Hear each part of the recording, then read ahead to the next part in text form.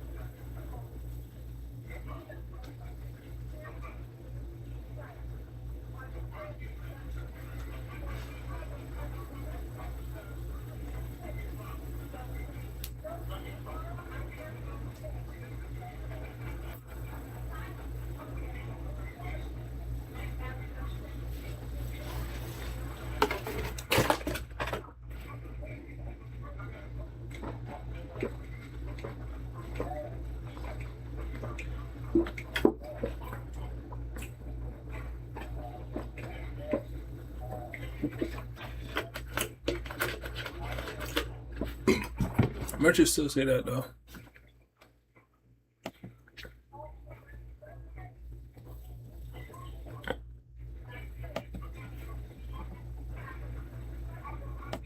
Merchants does say that.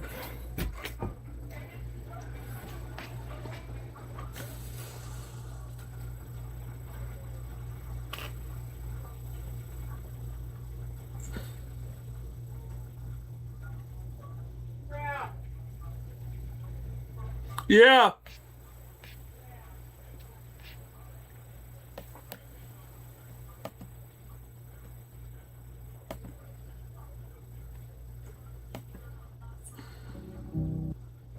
University of Phoenix is built for real life.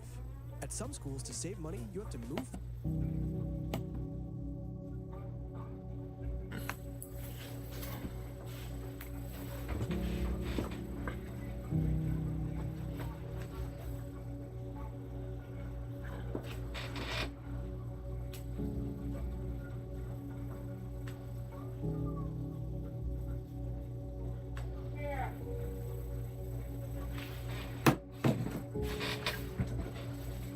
Here comes it. It.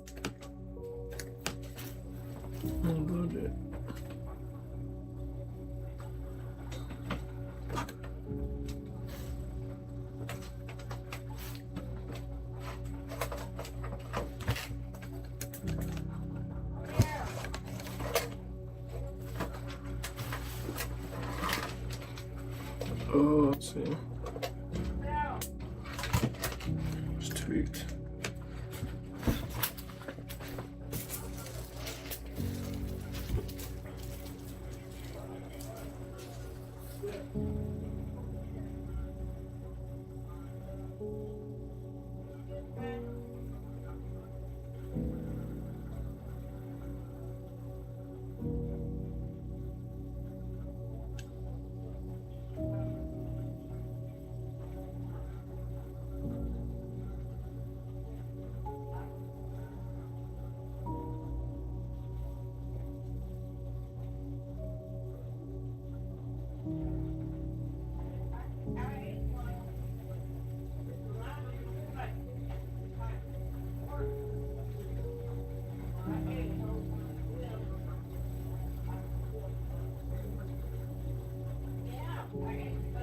That's why they talking about you was late. Oh, come here.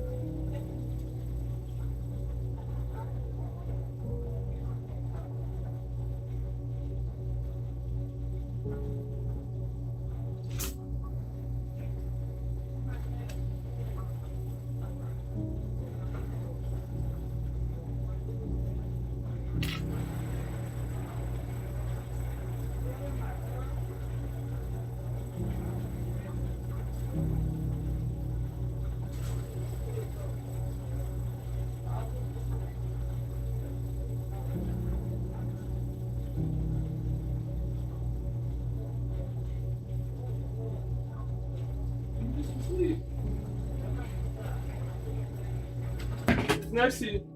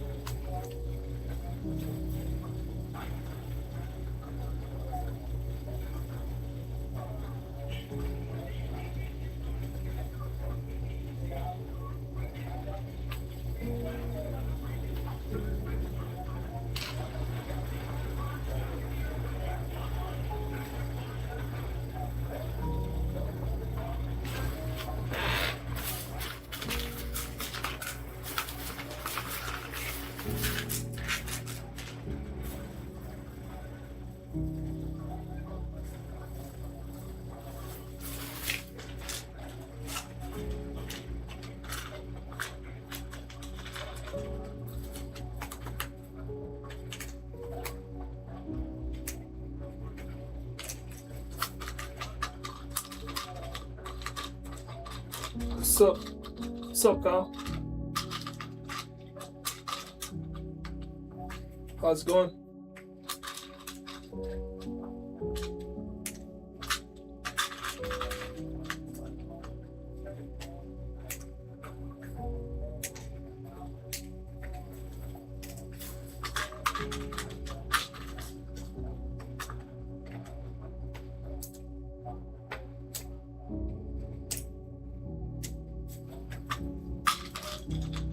How's life treating you?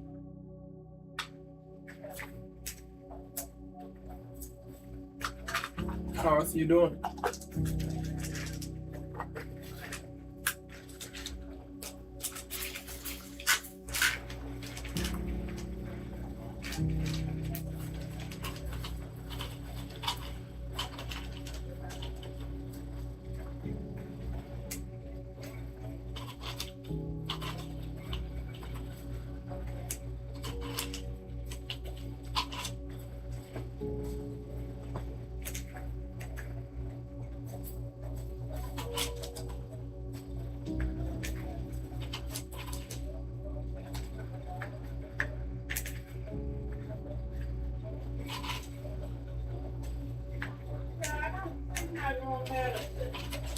Alright.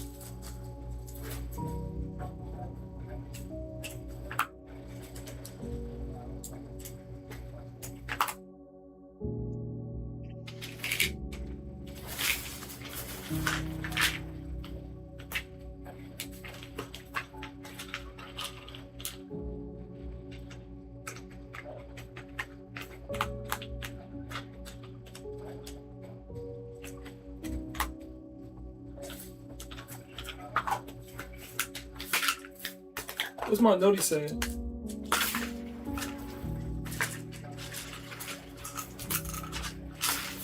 What's my noti saying?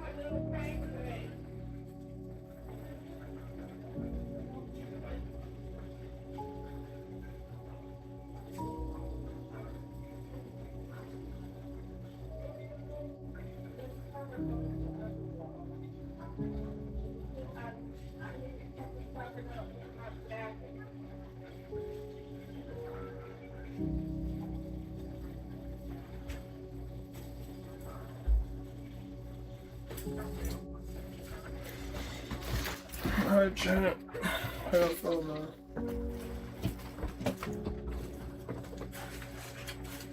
I got a phone, child.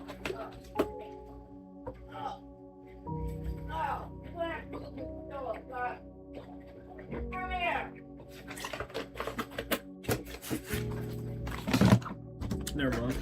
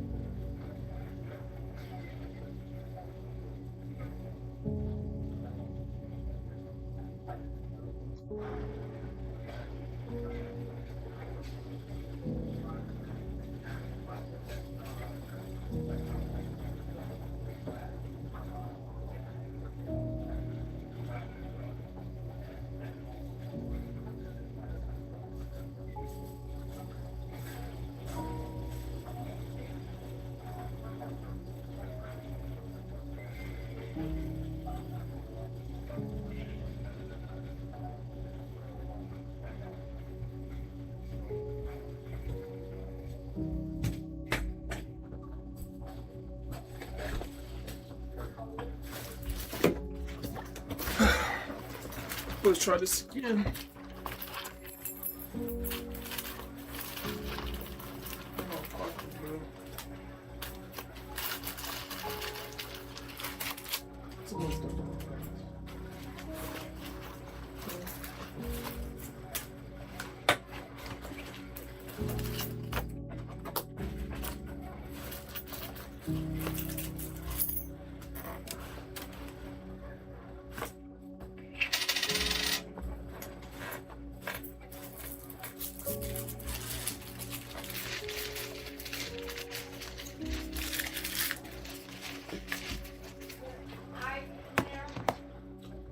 No, yeah.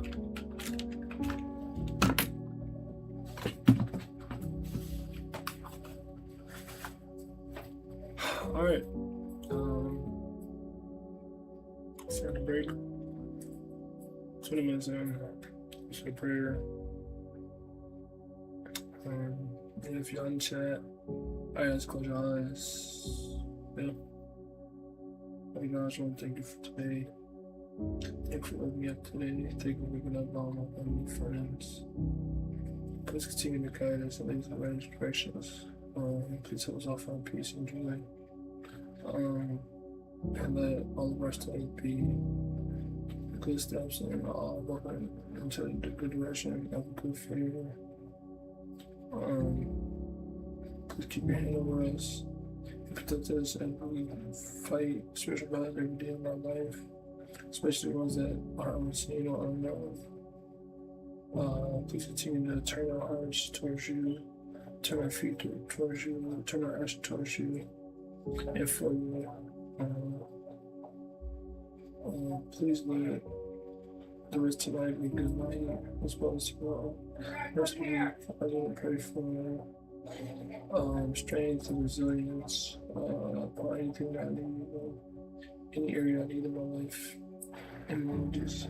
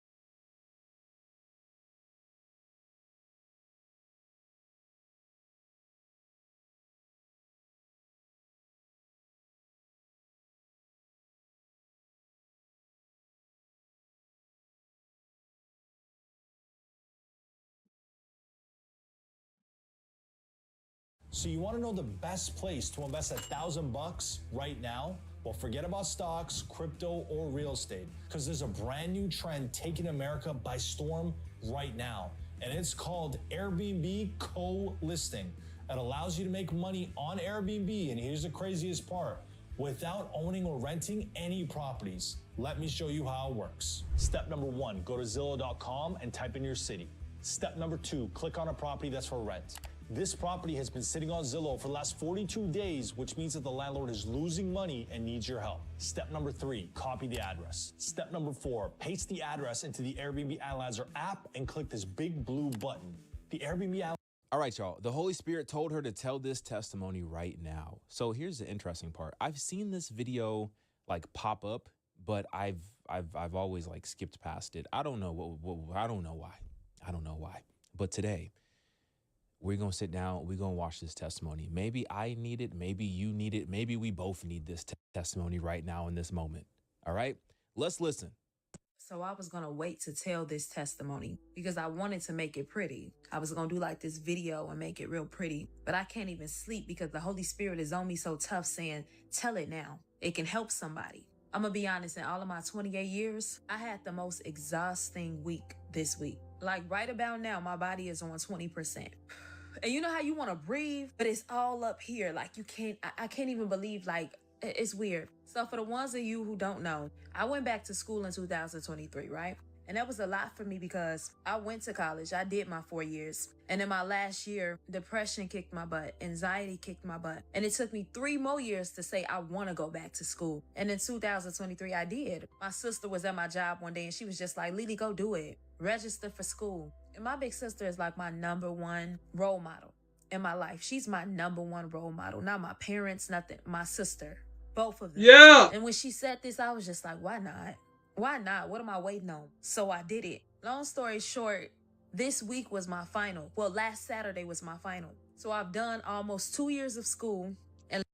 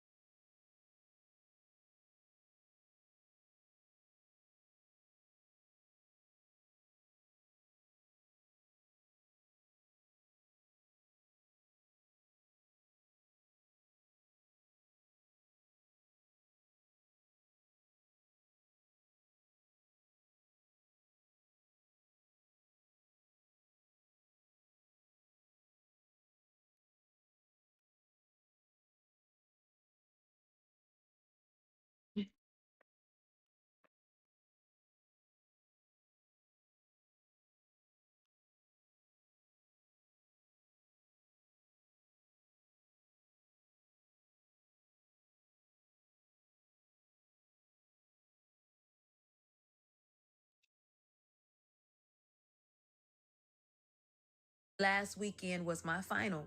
I go in, take the final. I fail the final. I have anxiety. So I already knew like test is not my thing, but if I take it a second time, I may just get it. So that following Monday, I go to take the final again. I did better, but I failed it again. And so the instructor tells us, you all only have Tuesday to take the final one more time. And I'm not gonna lie, y'all, Monday for me was just full of defeat. I felt the most defeated I've ever felt in my life. It was like everything I left behind that put fear in my heart to never go back to school came rushing at my heart again. Like it just came rushing at me again. Like you're not capable. Your anxiety is going to take over. You shouldn't have done this. All the hard work I did to be confident, it all came crumbling that day. Like it felt like everything was contingent on me passing. And so I called my pastor. I'm crying. I literally lost it from Saturday to Monday. So Monday night, I end up praying real hard. And I said, Tuesday, I'm going to go in and pass that final 3 times the charm. Ain't no way around it. Because the president made it very clear to me that if you don't pass, you'll walk across the stage with a gown on, but you will not have your certification. If you don't pass, you will walk across the stage with your gown on, but your name will not be in the pamphlet. And y'all, I worked hard in school Monday, Tuesday, Wednesday, Thursday, Saturday for at least the last 7 months straight. So I went in with the intentions of passing. I said, ain't no way God gonna let me fail. You know, like, ain't no way. So I went in to take the test, and y'all, I failed again. I failed again. And when I tell y'all, it felt like the room started shaking, the floor stopped moving, my anxiety just took over so bad. And I am not ashamed to say this, it was so embarrassing. It was so, like, gut-wrenching. It hurt so bad because I literally couldn't control it. And I just kept saying, don't cry. Just don't cry. You an adult now. Don't cry up in here. She came out. She was like, you failed it again. And that was the day they were turning in the names. So if you didn't pass, your name don't get turned in. And the test is a 2-hour test. I had made it there at 3:30, finished at about 5:30. I had studied all day and failed it for the 3rd time. I didn't question God, though. I questioned myself over and over again. I just kept saying, how? Like how? And I told y'all I've been having a hard time with my instructor. And she just looked at me and said, maybe something's wrong. And for a person who already fights anxiety when it comes to test taking, it was like the attacking me more. And she said, you won't pass if you take it again. So we're not going to do that. We're just going to do some tutoring today. You won't be at the graduation or whatever, but at least you can do the test again later. And it just felt like everything I worked for was just for nothing in that moment, like nothing. And I really couldn't believe it was happening like that. All I could do was look at her and just say, okay, like, okay. Growing up, though, my mama always taught me we don't accept failure. So it killed me to sit there and let somebody tell me, like, you are a failure. That's it. That's all. You lost. Mind y'all, I was coming down from the anxiety. It still was so high. Everything was like here in my head. I couldn't even breathe straight. And she was just like, I'm sorry. It is what it is. I'm sorry. And I had to accept that because this is the real world. It ain't always going to turn around and be good. It ain't always going to turn around and be something great, which is what I was used to in my life. God always come through for me. It always turned out some way or another. It always turned out good. That's where my faith came from. Things happen, but God prevailed. And in that moment, I started telling myself, maybe God just wanted me to experience school again and put myself to the test again. Maybe graduating is not what the Lord wanted for me right now. I had to accept that. And so I made up in my mind in that very second, that's what it is. I said, okay. I said, but can I still review my test? She said, Talia, it's already 5:45.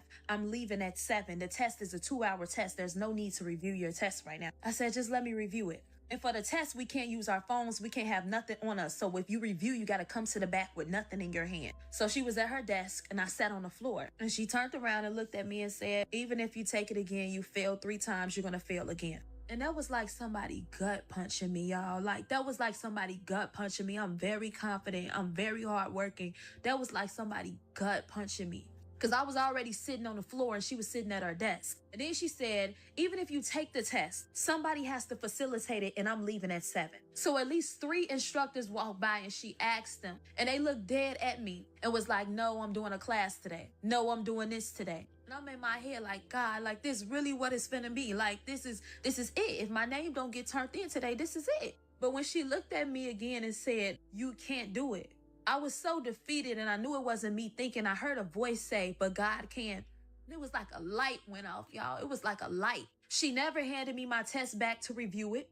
So that whole time I'm just sitting on the floor, just in deep thought, losing it. I kept saying, can I see my test? She was so busy talking to the instructors, never handed me my test. But when I heard, but God can do it, it's like something woke up. I said, can I call my mama? And she was like, yeah, call your mom. Like, you know, you're 20, like, call your mom, okay? And I'm always call my mother because I realized growing up that my mother is the way that the Lord speaks to me. So when I heard God can, I needed her advice. By then, it was already 6 o'clock and she said she was leaving at 7. So I called, I said, Mommy, I failed again. I broke down in a hallway. I just went to crap. Like, I just failed. I broke down. I said, I failed, but she is saying I could take it one more time, but I failed 3 times. My mama didn't break. My mama didn't budge. She said, take it again.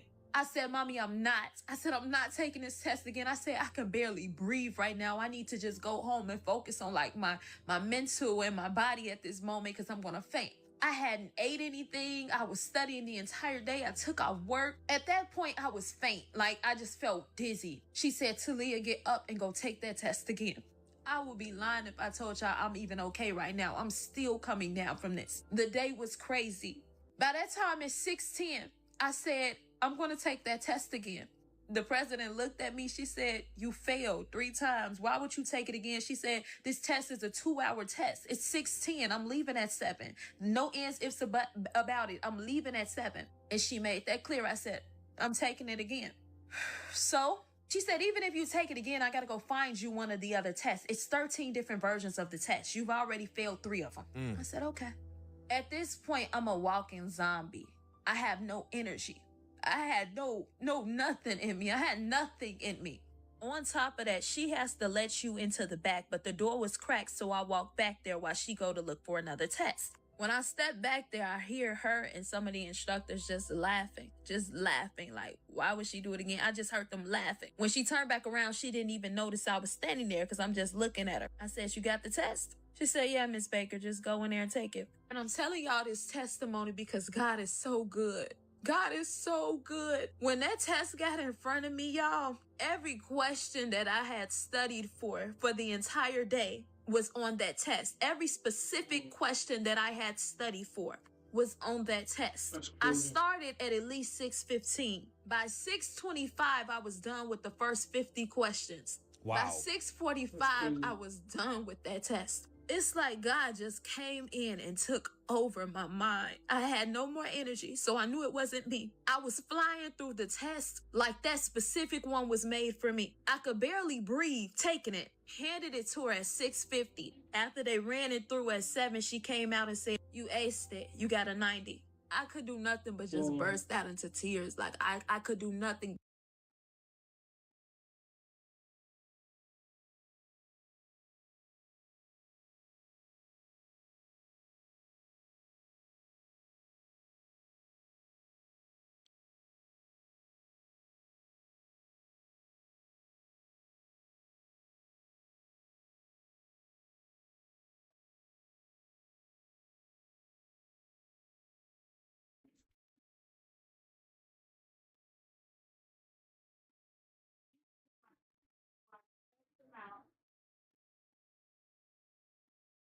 But cry. She said, "Get up and give me a hug." Jesus, no, I didn't want to get nobody a hug. Do nothing but cry. I could do nothing but just burst. At 7, she came out and said, "You aced it. You got a 90." I could do nothing but just burst out into tears. Like I could do nothing but cry. She said, "Get up and give me a hug." Jesus, no, I didn't want to get nobody a hug. I couldn't breathe. I couldn't think straight. But God, my name will be on that pamphlet. I will be graduating next weekend and certified and licensed. Don't ever tell me what God can't do. For you, for me, don't ever doubt what God can do. You may not be able to do it, but God can do all things, and turn it around. And another thing, don't ever play with people because you don't know who they serve. And that's that. Love y'all. Good night. You know what the craziest part of that whole testimony is? Get up and give me a hug. Like, what? If you're struggling with depression and not feeling the comfort and peace that you need, I invite you to meet with missionaries like me from the Church of Jesus Christ of Latter-day Saints. We can help you lift your burdens through the gospel of Jesus Christ, which has a message of love, hope, and comfort for you. If you are interested in meeting with missionaries in your area, click on the link below.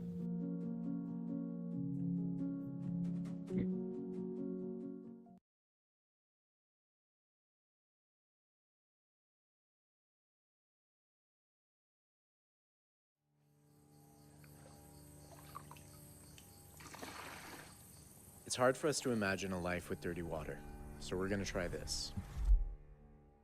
Imagine for a moment that you're a 6-year-old girl living in a rural part of the world. You have a family you love, a few best friends, and you're really good at jumping rope. And you love going to school, but despite your age, you also have a job. Because you're a girl, collecting water is a responsibility that you were born into.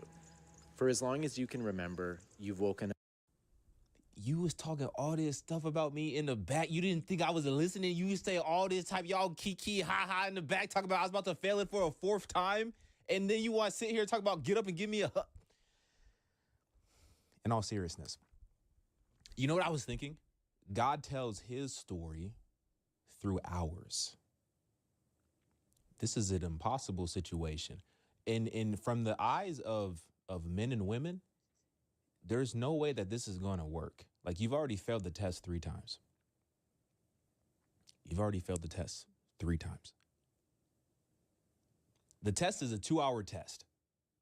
You got like less than an hour to take your 4th retake, which your professor is already telling you that she does not want you to take the test.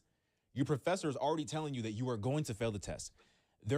Everyone who's coming in and to administer the test, the potential people who could administer the test, they're all telling you that they're busy. They want nothing to do with it. They're literally laughing in your face, right? In the midst of all that, she's having what sounds like to be a mental like health crisis. Anxiety, depression is coming upon her once again, right? And it seems like there's no way that her name is going to be in that book, right? I'm trying to tell y'all, God tells his story through ours. God made a way when there was no way. God literally did the impossible. God literally defeated death, right? And now we have the opportunity to partake in eternal life with him. That is the impossible. That is literally a miracle. And in this situation, it's cool to me, and I maybe it's just how I look at stuff, but I always see the similarities in the gospel when it comes to our testimony. And I think and that's how it should be, because our testimonies should bring glory to God. Our testimonies should point people to Jesus. Our testimonies should shine a light in darkness, right? And the fact that she took the test for the 4th time, and then she went from failing the test to getting an A on the test. So she failed it not once, not twice, but 3 times. And then in the face of impossible, she gets an A on the 4th time. And this is defying all human reason and understanding, because even the individuals at, the highest level, her professors and whatnot, they're even telling her that it's not going to happen. And she literally defies their logic.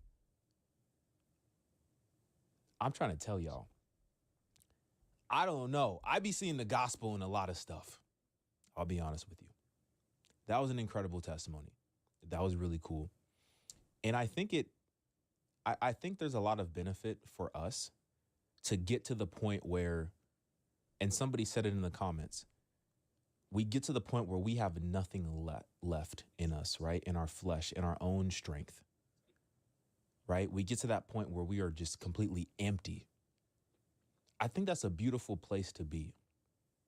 If we can just remember one thing, if we can just remember to have faith in those moments, I think that's a beautiful place to be. Because in those moments, God can do some incredible things. And we've seen it time and time again.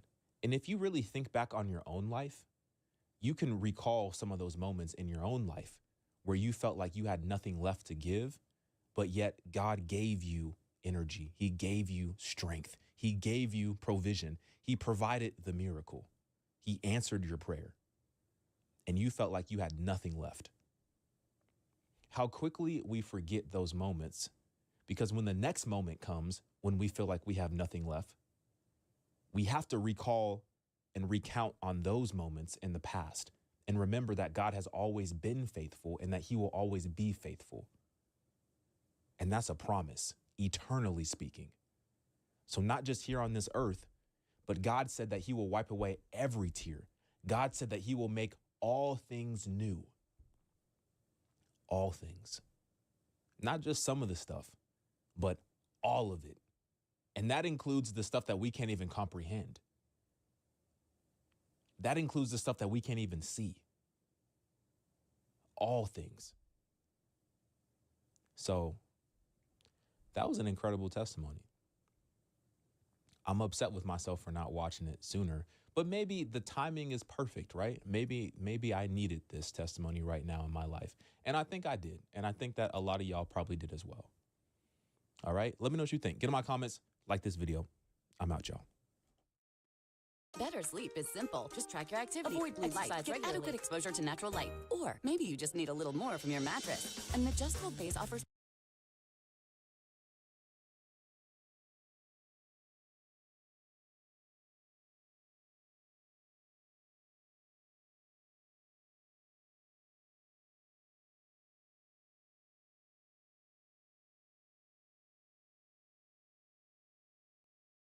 Bro, I left you speechless.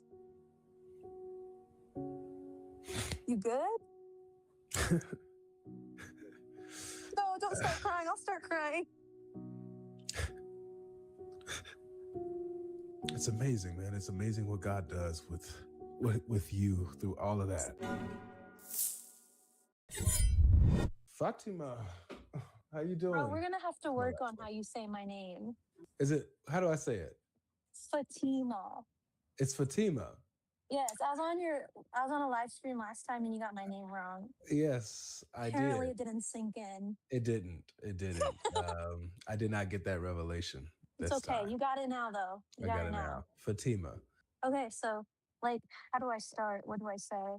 Well, you start with you being, how you were a Muslim, how you believed in it, and when you started to doubt, and then when you finally came to Christ. Okay, sounds like an easy baseline. Yeah. So I'm Iraqi. I grew up in the Midwest. I'm still in the Midwest, corn or whatever. So basically, my family and I immigrated to America when I was a baby from Iraq and Syria. So my mother and father of origin and me came to America that way. I think we came as refugees. I don't actually know the whole lore, but that's what I've come to understand of it. So I grew up Muslim. I came to know the Lord when I was 12. When I was Muslim, 12. Yeah, wow. It was pretty incredible. So a lot of why I converted was because I had a teacher. I went to this inner city middle school and I had this teacher who shared the gospel with me. It took about several months before, of me building trust with him for him to for me to feel okay, this guy kind of knows a thing or two about Jesus. And but before that, a lot of why I started confiding in him was because I grew up in a really abusive situation. So it was a very hard place to live. It was a really negative environment. And so I started getting depressed. My depression started when I had to start covering my hair with the hijab. I was about 9 years old when it started, because that's when they believe you become a woman in some sense, womanhood or whatever. So I started covering my hair, and around the same point, I didn't like it. I didn't understand why I had to cover my hair. I didn't understand a lot of stuff like that. So I just started becoming depressed because of the way I was getting treated. Wow. As a woman. We went back to Iraq when I was 10 to visit some family due to a family member's passing. And I think that was the most enlightening, in a horrible way, experience I've ever really had. I would never go back there. God would have to move a mountain to get me to go back to the Middle East, because it's not a healthy place. I was in Iraq, and so I was severely mistreated. And I mean, mind you, I was only 10. I remember rarely being able to leave the house in the Middle East. And if I did, I had to be accompanied by an older person or a man. Yep. And there were just a lot of things that were really toxic just really abusive, honestly. It's actually to the point in my life now where I have a hard time seeing a Muslim family and not thinking there's probably more than what meets the eye, because I dealt with so many Muslim families that I just regularly saw abuse take place, and it was just a normal thing.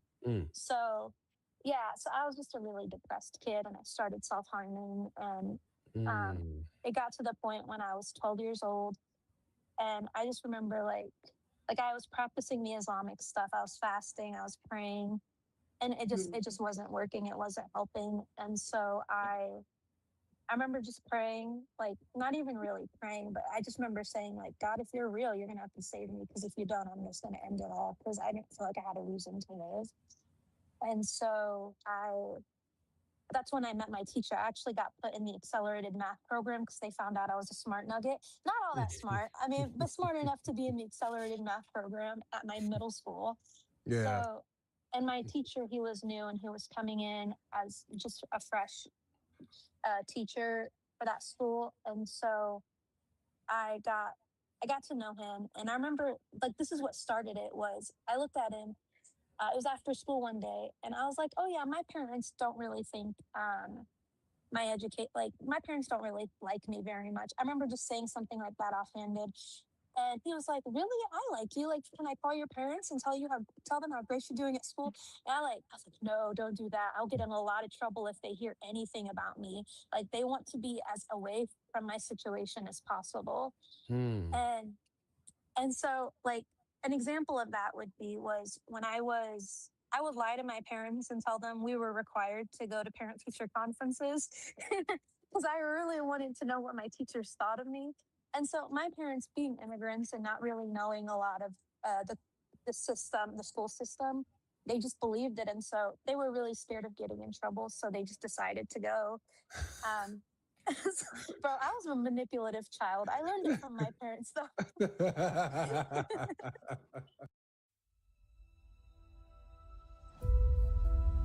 Eve Online is a vast universe.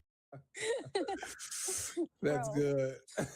I know. I was crazy. But anyway, so I remember like just it was really a depressing experience for me being in like in sixth grade, because people would pick on me because I look different. I mean, it makes sense. Like, it's not nice or right, but people would tease me. I was kind of like the the scapegoat of my class. And so I just got to a point where I was like, no one really cared about me, I felt like. And I just started kind of like giving up in life.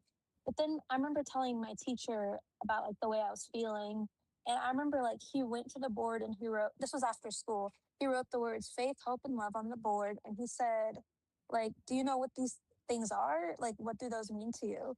And I just said, "I don't know. And I don't care. It doesn't matter to me, because why?" I remember specifically saying, "Why would I have hope if I'm just going to be disappointed?"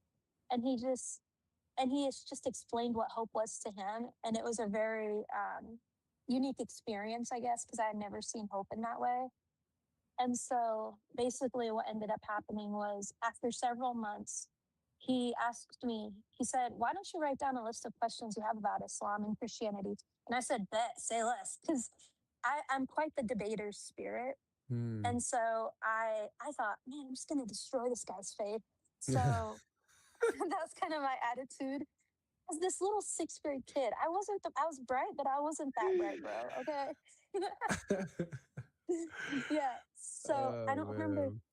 I don't remember most of the questions. I only remember the last one, and it was like, if God loved me so much, why would He let me have parents that like made bad decisions, or why would He let me have parents that do this? And if God loved me, why is there evil in the world? Was the crux of the question, essentially. And He did not answer it in the way I expected. Instead, He actually just prayed for me. And so Oh I don't remember. man. I don't remember most of the questions. I only remember the last one, and it was like, if God loved me so much, why would He let me have parents that like made bad decisions, or why would He let me have parents that do this? And if God loved me, why is there evil in the world? Was the crux of the question, essentially. And He did not answer it in the way I expected. Instead, He actually just prayed for me, and He asked if He could pray for me. I said sure, and He literally prayed for me. I'd never seen a Christian pray. And so He just like, the fact that you could just call on God at any given moment was so insane to me. And he just said things like, "Father, take her into your arms. I know you're pursuing her." Just stuff like that's so personal. Yeah. And I remember tearing up a little because it was just moving, but I didn't know what it meant. So then I go home, and I had a tablet at this time when tablets were a thing. And I went on my little incognito browser mode, and I Googled how to be a Christian because I didn't even know where to start. It was crazy times, bro. And so that's kind of what started me being a Christian. I did have to hide my faith for several years. I hid it from ages 12 to almost 18. Um, it was a really hard experience hiding it. And I would say, like, things like my circumstances did not get better. Like, the things around me, my family did not treat me better. But I think the difference was that, like, I had a hope in something greater. Exactly. Yeah. And it just changed my mindset. It gave me a resilience, it gave me a reason to fight. Like, and so I told them when I was 17, oh my gosh, the lore on this is crazy. Because when I was Ramadan was starting. This was like during the pandemic. It was 2020. April 17th, 2020 is the day I told them because because my brother had started. I have 4 younger siblings. So my brother actually came up to me and said, "Hey, I'm starting to doubt Islam." And you know, when you hear your brother say that, you take it and run, bro. You like he opens the door, you drive a train through that thing. Like it's, and so I started giving him like all the evidence I could think of in apologetics, and he was not too happy with me. So he ends up telling my parents, and you know, Ramadan is a week away. So I remember just saying like my parents were lecturing me this one night and they were like, you know, you're the eldest, you have to start upholding the mantle of Islam, the traditions and all this. I was sitting there in my head and I was like Lord, if now is the time, you're gonna have to see me through it. That was the only thing I said in my head. And I looked at my mom and my dad. I was like, Mom, Dad, Jesus is Allah. And everything just for lack. Oh wow. Actually, that's a bad pun. Actually, that's not. I did not mean for that to be a pun. I'm so sorry. People in my life do that, and I'm like, oh, I'm so sorry. Nah, Fatima, you'd fit right in with me and my cousin.